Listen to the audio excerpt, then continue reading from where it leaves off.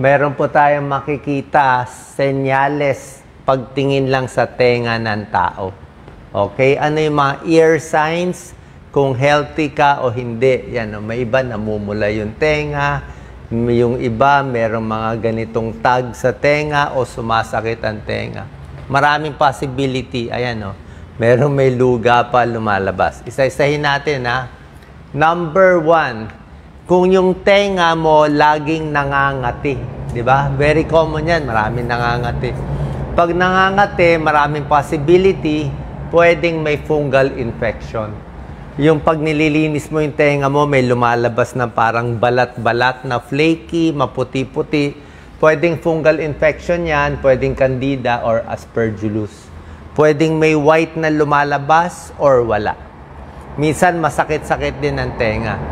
Pag nangangati ang tenga, pwede rin parang balakubak yan. Okay? Parang balakubak yan, seborrheic dermatitis. Ang seborrheic dermatitis, nagbabalakubak dito sa may patilya, pati sa tenga, pati sa loob. Yung mga may psoriasis, may eczema, minsan umaabot sa tenga. Ito po, yung mahilig mag-earbuds, nakikinig ng music. Diba? Minsan kinikinig ng kinig, hindi malinis, napapasok yung infection, nagkakaroon ng fungal infection. Yung mga gumagamit ng hearing aid, pwede rin. Or yung may sabon na masyadong nakakadry, hindi rin maganda. So, maraming causes. Pag nangangati ang tenga, pupunta tayo sa ENT doctor. Huwag tusok-tusukin ng cotton buds or posporo, baka mabutas ang eardrum. Number 2, tingnan nyo maigi, red ears. Okay? May taong ganyan, di ba? Red ear syndrome. Yung iba, emotion lang, napapahiya, o natutuwa, namumula yung mukha, namumula yung tenga. Pero may tao, pag namumula, sumasakit din. Masakit yung tenga, parang burning sensation. Pwede rin sa mga nagme-menopause. Nagme-menopause, nag-hot flash, hormonal change, meron din namumula ang tenga. Yan, why are my ears red? Why are my ears hot and red? Pwedeng emotion, hindi niya makontrol. Pwede environment, mainit. Pwedeng menopause, hormonal changes. Baka may gamot iniinom, meron ding red ear syndrome. Actually, hindi naman dapat to delikado, pero pwede magpatingin sa dermatologist. Okay? Derma or ENT doctor. Kung laging namumula at sumasakit yung tenga. Meron din namumula na merong hemangioma. Alam niyo hemangioma? Parang strawberry yun. Parang maliit na strawberry. May tumutubo dito. Meron din ganun nangyayari. Red ears. Number 3. Pakita mo, Doc Lisa. Creased earlobes. Ito, may linya.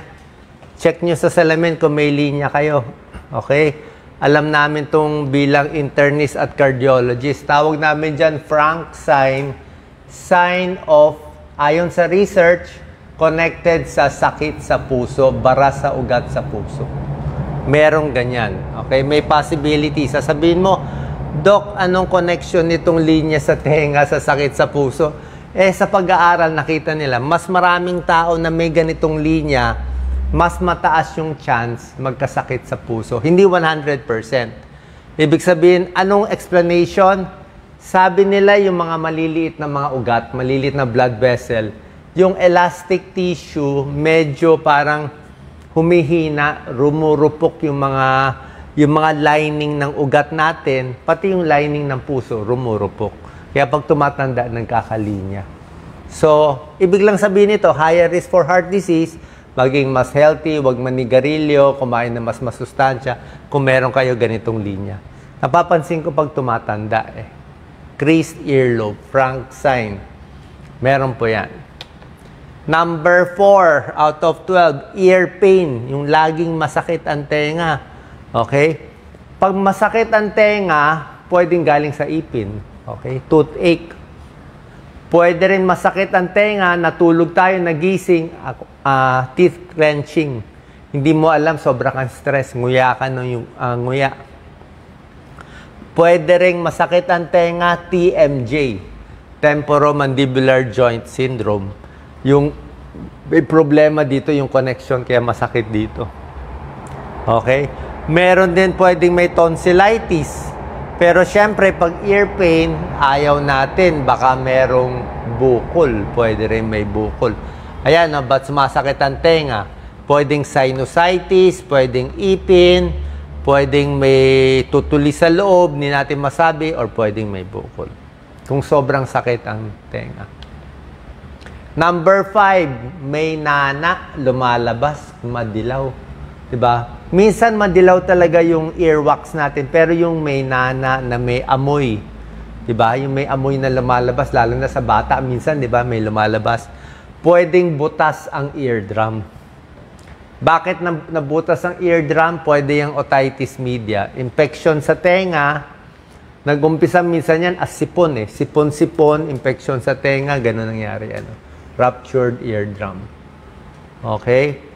Pwede ring na-trauma. Okay, baka napalo, natusok. Pwedeng tinusok man ng cotton buds o yung mga bata kung ano ng posporo pinasok. Delikado po yan. Ang lambot lang ng eardrum natin. Ang bilis mabutas yan.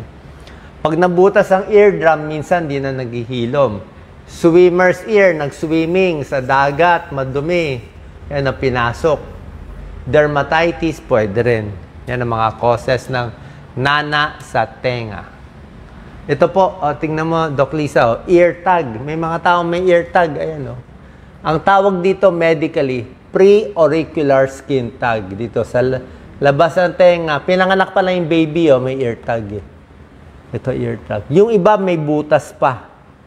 May butas. Ano nangyayari? Bali, genetic yan. Kasi, di ba, nag-umpisa tayo sa sinapupunan as a fetus. Habang lumalaki yung bata, na-form yung puso, yung baga, pati yung tenga. Parang hindi masyado na-form maigi. Kaya may naiiwan. So, pwedeng may genetic abnormality. Misa namamana yan. Hindi naman delikado. Basta wala lang butas, wala lang nana, lumalabas, at walang infection. Okay? Minsan genetic syndrome. Or minsan connected sa problema sa sinus tract problem. Baka may butas, may connection dun sa sinus eh. So, titingnan din. Okay? Yung iba tinatanggal kung masyadong malaki. Pero otherwise, hindi naman delikado yan. Ear tag or pre-auricular skin tag ang tawag. Ito, number 7. Ako, sa mga boksingero, wrestler, very common. Pag may nakita kayong ganito, tawag nila dyan cauliflower. Parang cauliflower ear. Halos maraming wrestler. Tingnan mo ito, mga sikat na mga wrestler, boxer. Si Conor McGregor. Ayan, lahat sila may cauliflower ear. Ibig sabihin, kakasuntok, kayo na lang tumingin ng picture sa Google, medyo very sensitive talaga. Iba pa nagsuntukan yung mga wrestler, dugo-dugo talaga yan. Pag nadugo, napunit, magko-cauliflower yan, nagdi-dehydrate. Actually, dinedrain pa yan eh. Tinutusok, nilalabas yung nana. Oo. Parang namamatay yung cartilage, cauliflower ear. Common yan sa boxer or sa wrestler. Yan. Number 8, ito, earwax. Tignan nyo yung earwax. Pasensya na kung sensitive, kung makain kayo. 1 to 8, saan dyan ang earwax nyo? Okay, actually, dapat nga hindi nagko-cotton buds, bawal eh. Pero anyway, kung sa labas lang talaga, or sa tissue lang, or sa tuwalya lang, pag nakita mo madilaw-dilaw, may tao madilaw yung earwax. Pinanganak ka nun. Actually, kusang lumalabas yan eh. May taong maputi yung earwax, o parang flaky, parang flaky na earwax, pwedeng fungal infection eh. Pero pag earwax mo masyado ma-orange, ibang usapan na yan, di ba? Baka may infection na to, lalo na kung hindi maganda yung amoy. Pag maitim, hindi pwede to, maitim. Baka may infection to. Lalo na kung may dugo ang tenga, ibang usapan na to. So, itong mga iba, medyo hindi na to normal. Okay? Ito pwede pang normal. Normally, kusan dapat lumalabas yan. Hindi kailangan pinupush natin. So, ano ba tong earwax ninyo? Trabaho ng earwax, ilinis ang tenga. Number 9. Nabibingi pero isang tenga lang. May taong ganon. One side lang nabibingi. Ano ibig sabihin yan? Pwedeng may tutuli lang, pwedeng may infection yung isang tenga, pwedeng may trauma na sugat, or pwedeng may bukol sa auditory nerve. Merong ganon. May nerve dyan eh. Merong ganong isang sakit na may bukol, kaya biglang nabibingi one side. Pero very commonly, baka may tutuli lang nakabara, pa-check tayo sa ENT. Sila lang magtatanggal ng dumi. Hindi ko pinapayo yung mga sariling dukot, delikado po, o yung mga ear candling, di ko rin pinapayo yun. Punta na tayo sa ENT, mas sulit tayo dun. Walang choice eh. O, kung walang libre, wala pong choice eh. Kailangan talaga dun. Mas safe para hindi mabutas ang eardrum. Ang daming kababayan natin, butas ang eardrum. Bakit? Kakatusok. Pag nabutas yung eardrum, pwedeng hindi gumaling. Habang buhay butas ang eardrum, napakahirap. Hindi ka na pwede ma-swimming, kahit yung ligo mo, maingat ka, lagi nakatakip ang tenga, very prone to infection. Number 10, problema sa tenga, kung healthy o hindi, may naririnig, umuugong. Ang dami nagko-comment isang araw, Doc, may umuugong tenga ko, parang may electric fan, parang may makina o LRT naririnig, tinnitus, ayan, parang bell, tinnitus, okay? Maraming cause ang tinnitus. Pwedeng may allergy ka, may sipon ka sa ilong. Galing kasi sa tenga, may sipon, maraming uhog, napunta dito sa tenga, pwede yon. Pwedeng nabibingi, pag nabibingi na yung tao, parang ugong na lang naririnig, pwede yon. Pero, ang tinnitus pala, nakita nila, connected din sa high blood. Yung mga taong may high blood pressure, nakakarinig rin pala na ugong. So, high blood, high cholesterol, medyo may connection din sa ugong, yung nagre-ring. Kaya check nyo rin blood pressure nyo.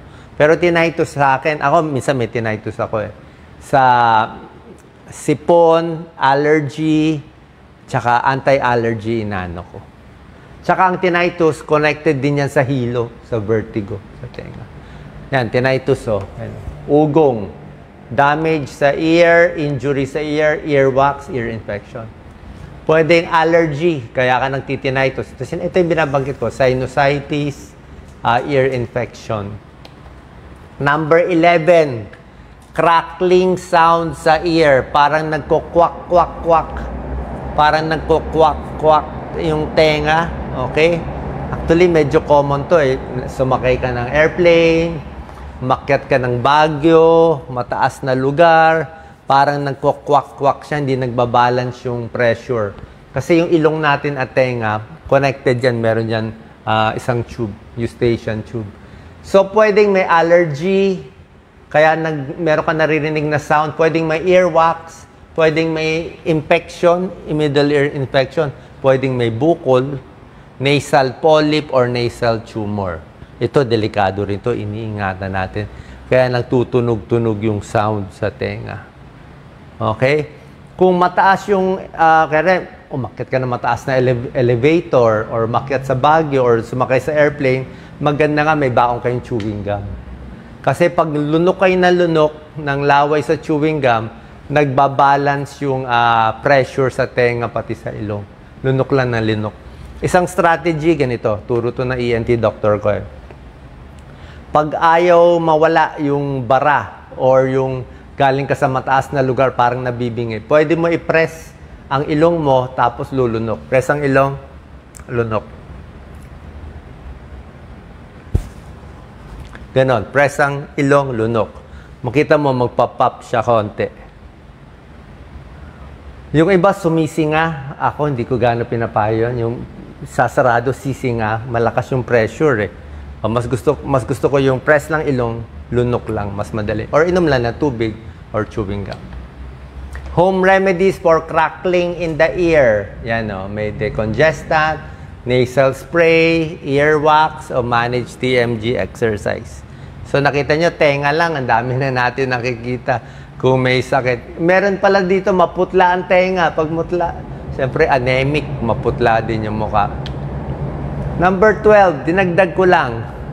Meron naman problema di sa tenga, medyo Kala nila rare to, yung nakakarinig ng boses.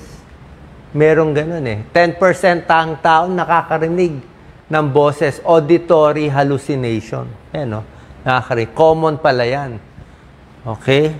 So, pag meron nakakarinig ng boses, huwag isipin agad na psychiatric case, may diferensya sa pag-iisip, o nawawalan ng bait, yung mga ganon, di ba? Possible yon. Merong mga schizophrenia, psychosis na talagang nakakarinig, pero maraming ibang dahilan pala na normal lang, na minsan parang may naririnig kang nagbubulong sa'yo na ibang tao. Okay? Pag namatayan ng mahal sa buhay, very close, asawa, magulang, sa sobra kang lungkot, parang naririnig mo siya o naririnig mo siya. Head injury, sobrang stress, nagdodroga, nagsashabu, nagko-cocaine, isang symptom yun, nakakarinig. Alak, alcoholic withdrawal, nakakarinig din. Okay, so yung mga masyadong depressed, kulang sa tulog, okay, puyat ng puyat, parang may nakikita, may naririnig. Yung Parkinson's disease, yung mga dementia, yung nag-uulyanin, sasabihin nila nanay, uy, may nakikita ako, may naririnig ako, wala naman. So, pwede rin yan na naririnig nila. Okay? Sana po nakatulong to. Red ear, ear tag, ear crease, ito yung mga kakaibang mga nakikita natin sa tenga tungkol sa inyong kalusugan. Salamat po.